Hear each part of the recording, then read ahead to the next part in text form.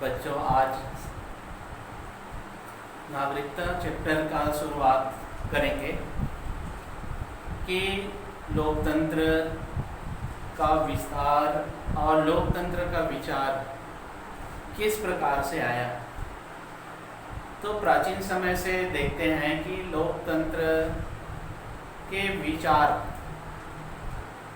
कई देशों के मन में आया।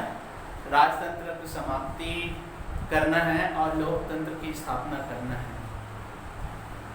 जैसे कि अमेरिका भी उपनिवेश था। फ्रांस में भी राजतंत्र, राजा का शासन चलता था और वहाँ पर राजतंत्र के कारण लोगों की वहाँ पर भलाई या लोगों के हित के लिए कार्य नहीं हो सकता था। वैसे ही एक उपनिवेश जो देश होता है, औपनिवेशिक जो देश होता है, वहाँ पर जो बड़े शक्तिशाली जो राष्ट्र होते हैं उनका वहाँ पर आधिपत्य होता है और उस आधिपत्य के कारण वहाँ का जनजीवन, वहाँ की जनता को उनका अधिकार नहीं मिल पाता। इसीलिए कई क्रांति हुई। जैसे अमेरिका ने भी क्रांति किया, फ्रांस ने भी क्रांति लाई। अमेरिका में ब्रिटेन का शासन स्थापित था, वहाँ पर घोर अत्याचार हुआ करता था, नागरिकों का अधिकार छीन लिया जाता था, उनको स्वतंत्र रूप से कार्य करने का मौका नहीं मिलता था। तो इस प्रकार से उन पर अत्याचार होते थे। फ्रांस में राजा लुई 16वां हुआ करते थे और लुई 16वां भी एक अत्याचारी शासक था। उनकी पत्नी भी जो थी वो भी मूर्ख थी। राजा के बातों में आकर वो कई प्रकार के गलत सलत कार्य करती थी। राजा फ्रांस में जो सारे संपत्ति या खजाना था उसको वो ऐशो अयास में बर्बाद कर देता था। जनता को भूख मरने की नौबत आ गई थी। हमारे भारत को भी देखते हैं तो भारत में भी अंग्रेजी शासन था और अंग्रेजी शासन ब्रिटेन के द्वारा ईस्ट इंडिया कंपनी की स्थापना के कारण यहाँ पर भी बहुत ज़्यादा जनता को देखने में ये मिला कि खूब अत्याचार हुआ। धीरे धीरे स्वतंत्रता की लड़ाई लड़ी गई। 1857 का गदर हुआ और कई हमारे नेताओं ने इस पर कार्य किए और धीरे धीरे हमारे भारत भी सन 47 में आज़ाद हो गया। तो इसी प्रकार से स्वतंत्रता के पश्चात एक देश जनता के हाथ में या जनता के द्वारा शासन व्यवस्था संचालित किया जाता है। यहाँ पर लोकतंत्र का मतलब यही होता है कि जनता के लिए, जनता के द्वारा और जनता को, यही लोकतंत्र है और लोकतंत्र में जनता ही प्रमुख होता है। तो इस प्रकार से लोकतंत्र का विचार कई देशों ने किया। कई देश जो शक्तिशाली नहीं थे वो उपनिवेश देश माने जाते थे। शक्तिशाली जो राष्ट्र होते थे वो राष्ट्र वहाँ पर शासन करते थे। तो इसी प्रकार से आज हम देखते हैं कि आज के जो चैप्टर है नागरिकता में जो लोकतंत्र की विचार और उसका विस्तार जो का शुरुआत हुआ, तो इसमें एक उदाहरण के रूप में लीबिया और म्यांमार, यहाँ पर भी राजतंत्र व्यवस्था, सैनिक शासन यहाँ पर थी और उसको किस प्रकार से तख्ता पलट कर या वहाँ पर किस प्रकार से जनता का एक क्रांतिकारी रूप आया और ये राष्ट्र लोकतंत्र के श्रेणी में आया। तो आज का बताने का, आज के चैप्टर में हम इसी बात पर चर्चा करेंगे कि किस प्रकार से लोकतंत्र आम जनता के लिए एक हित या भलाई का कार्य करता है और सार्वजनिक तरीके से जनता के लिए कार्य होता है। लोकतंत्र का आशय यही है, लोकतंत्र स्थापित करने का मतलब यही है। राजतंत्र में देखा जाता था तो राजा का मनमानी होता था, राजा अपने मर्जी से कार्य करवाते थे, राजा का वहाँ पर अत्याचार होता था और वहाँ के जनता के ऊपर शोषण किया जाता था। तो इस प्रकार से जब लोकतंत्र में परिवर्तित हुआ, राजतंत्र समाप्त हुआ और उसके बाद में जैसे ही लोकतंत्र की स्थापना हुई तो आज अपना सरकार या अपना मत देने का अधिकार या कई प्रकार के सार्वजनिक हित का कार्य होने लगे या लोगों की भलाई के कार्य होने लगे। तो आइए देखते हैं कि किस प्रकार से यहाँ पर लीबिया और म्यांमार में जो शासन व्यवस्था थी उसके संबंध में हम लोकतंत्र की जब बात करते हैं तो वास्तव में लोकतंत्र किस दिशा की ओर जाता है या कौन सी दिशा को इंगित करता है।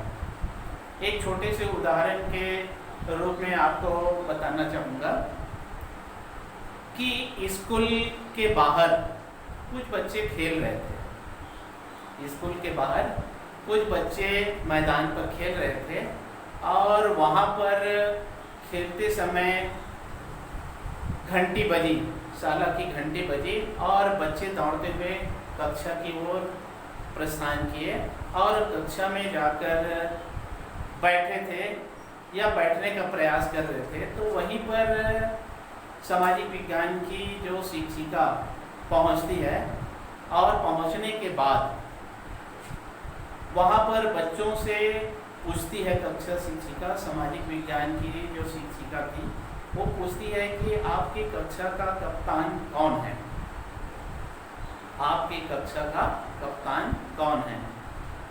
तो वहीं पर रमेश बोलता है कि हमारे कक्षा का कप्तान कमलेश है।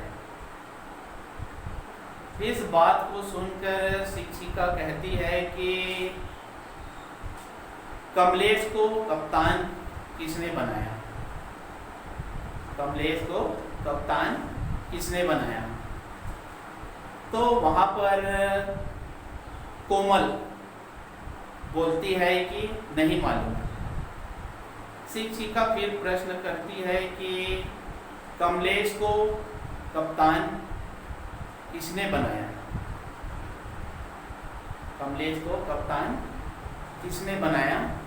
तो फिर वही जवाब आता है कि नहीं मालूम। उसके बाद में कमलेश को पूछती है शिक्षिका कि आपको कप्तान कौन बनाया।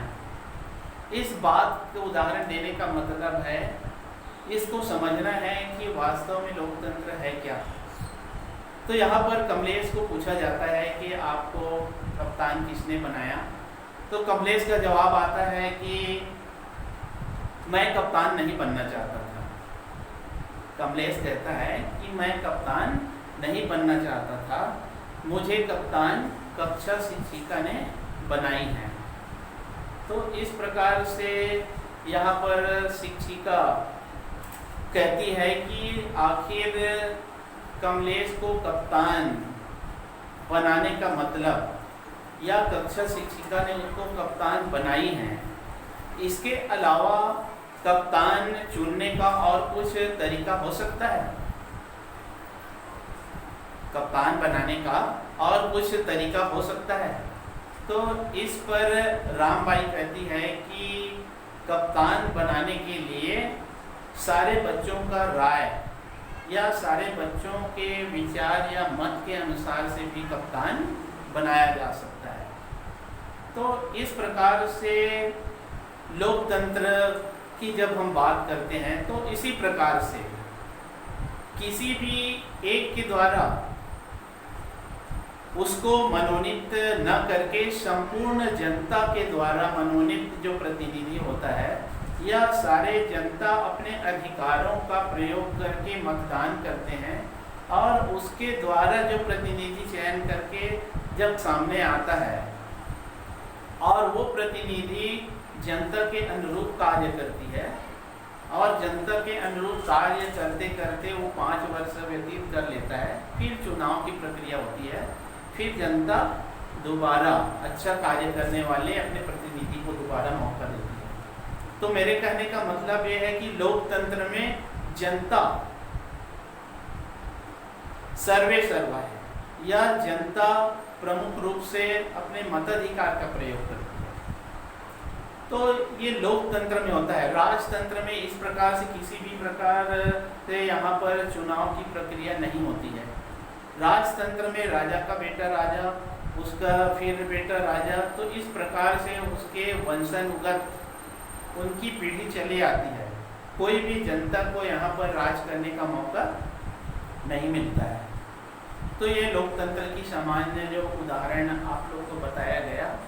अब चलते हैं कि लोकतंत्र में समाज के प्रति, परिवार के प्रति जो बातें होनी चाहिए, तो वो बातें लोकतंत्र में सम्मिलित होगा। समाज के लिए कुछ कार्य होना चाहिए, या परिवार के लिए कुछ कार्य होना चाहिए, या जनता के लिए कुछ कार्य होना चाहिए, तो ये सब लोकतंत्र में सम्मिलित किया गया है। तो आज हम लोग इसी लोकतंत्र के विचार या विस्तार के अंतर्गत आज लीबिया की शासन व्यवस्था किस प्रकार थी उसके बारे में आज कुछ चर्चा करेंगे। तो लीबिया जो है, यहाँ पर लीबिया की कहानी किस प्रकार से वहाँ पर शासन व्यवस्था थी लीबिया में, तो सबसे पहले यहाँ पर चलते हैं हम लीबिया की कहानी। लीबिया जो है अफ्रीका महाद्वीप का एक छोटा सा स्थान, जो उत्तर में, अफ्रीका के उत्तर में स्थित एक छोटा सा देश है। ये छोटा सा देश इटली का उपनिवेश है। लंबे समय तक इटली का एक उपनिवेश बना हुआ था और वहाँ पर शासन व्यवस्था इटली का संचालित होता था। 10 फरवरी 1947 को इटली ने लीबिया को स्वतंत्र कर दिया। जैसे ही लीबिया स्वतंत्र हुआ और उसके बाद में 24 दिसंबर 1951 को, स्वतंत्र होने के बाद में 24 दिसंबर 1951 तक के यहाँ पर ब्रिटेन और फ्रांस का वहाँ पर संयुक्त सुरक्षा परिषद के आधार पर वहाँ पर देख रेख लीबिया के ऊपर किया जाता था। संयुक्त राष्ट्र सुरक्षा परिषद बना था और उसमें लीबिया का जो देख रेख स्वतंत्र होने के बाद में ब्रिटेन और फ्रांस के द्वारा देख रेख किया जाता था वहाँ पर। लेकिन वही 24 दिसंबर 1951 के बाद में पूर्ण रूप से उस संयुक्त राष्ट्र से या फ्रांस जो देख रेख कर रहे थे उससे उसको मुक्त कर दिया गया, उसको स्वतंत्र घोषित कर दिया गया। जब लीबिया स्वतंत्र हुआ तो वहाँ पर शासन व्यवस्था औपनिवेशिक या उपनिवेश से जैसे ही स्वतंत्र हुआ तो वहाँ पर कुछ शक्तिशाली जो परिवार थे या शक्तिशाली जो व्यक्ति थे, जैसे कि इद्रिस वहाँ का शासक बना और वहाँ की गद्दी पर इद्रिस बैठा और इद्रिस के राजा बनने के बाद में वहाँ पर राजतंत्र की तरह फिर से संचालित होने लग गया लीबिया में। फिर धीरे धीरे कुछ समय तक के इद्रिस के द्वारा वहाँ पर शासन व्यवस्था संचालित हुआ और उसके कई शक्तिशाली जो परिवार या शक्तिशाली जो व्यक्ति थे उनके द्वारा, लोगों के द्वारा उनका विरोध किया गया। विरोध करने के पश्चात यहाँ पर कुछ युवा वर्ग भी शामिल हुए और एक आंदोलन का रूप शुरुआत हुआ। तो इस प्रकार से वहाँ पर इद्रिस एक राजा के रूप में कार्य करने लगे और वहाँ पर राजतंत्र लीबिया में स्थापित हो गई। तो इस प्रकार से लीबिया की जो कहानी, इसके बाद में आते हैं लीबिया में राजतंत्र की स्थापना, लीबिया में जो राजतंत्र की स्थापना हो चुकी, उसके बाद में वहाँ पर राजतंत्र का विरोध करने के लिए वहाँ के नागरिकों ने कुछ कदम उठाया, कुछ आंदोलन उनके द्वारा शुरू किया गया, प्रारंभ किया गया, और उस आंदोलन को उग्र रूप देना चाहा, लेकिन इदरिस के ताकत के सामने वहाँ पर उन लोगों का कुछ भी चल नहीं पाया और वहाँ पर राजतंत्र की ही स्थापना रही। फिर धीरे धीरे वहाँ पर राजतंत्र जब स्थापित था तो वहाँ पर सैनिक हुआ करते थे, सैनिक वहाँ पर हुआ करते थे, वो है कर्नल गद्दाफी। कर्नल गद्दाफी के द्वारा सन 1969 में कर्नल गद्दाफी ने 70 सैनिकों के साथ मिलकर वहां के तख्ता पलटने का प्रयास किया और वहां के जो राजा थे, लीबिया के राजा, उनको अपने सत्ता को छोड़कर भाग जाना पड़ा, लीबिया को छोड़कर भागना पड़ा। यहाँ पर कर्नल गद्दाफी एक सैनिक शक्ति और सेना उनके साथ में मिल चुके थे और इदरिस के ऊपर भारी पड़े और उसके बाद में वहाँ से ये लीबिया छोड़कर इदरिस भाग गए। उसके भागने के बाद में लीबिया पर सैनिक शासन व्यवस्था वहाँ पर यह सैनिक संगठन स्थापित हो गई, जिसका नाम दिया गया फ्री सोसाइटी मूवमेंट या फ्री ऑफिसर्स मूवमेंट। इस प्रकार से संगठन तैयार किया गया जिसमें 12 सैनिक सदस्यों को शामिल किया गया इसमें। और उसके बाद में कुछ समय के बाद में कर्नल गद्दाफी ने एक सोशलिस्ट लीबियन अरब रिपब्लिकन नाम का एक संगठन तैयार किया और जैसे ही राजतंत्र समाप्त हुआ तो यहाँ पर सैनिक शासन व्यवस्था संचालित हुआ जो लोकतंत्र की ही तरह कार्य करने लगा। वहाँ पर कर्नल गद्दाफी का शासन व्यवस्था लीबिया में संचालित हुआ। इसके बाद में फिर लीबिया में प्रगति एवं विकास, जैसे ही कर्नल गद्दाफी ने 1969 में सत्ता अपने पास रखी तो उसी समय से वहाँ पर बहुत सारे विकास के कार्य धीरे धीरे शुरुआत हुआ। लीबिया में बहुत बड़ा विशाल तेल का भंडार का पता लगा, जिसको कर्नल गद्दाफी ने उसका राष्ट्रीयकरण कर दिया। कर्नल गद्दाफी जैसे एक गद्दी पर बैठा, गद्दी पर बैठने के बाद में जो तेल या प्राकृतिक गैस का वहाँ पर एक खदान मिला तो उसको राष्ट्रीयकरण कर दिया और उसमें से जो आय प्राप्त होता था उसको विकास कार्य के लिए लगा दिया गया। लीबिया में कर्नल गद्दाफी ने और बहुत अच्छे कार्य किया। वहाँ पर की जो महिलाएं थी पुरुषों की तरह कार्य करने के लिए उनको सैनिक शिक्षा अनिवार्य कर दिया गया।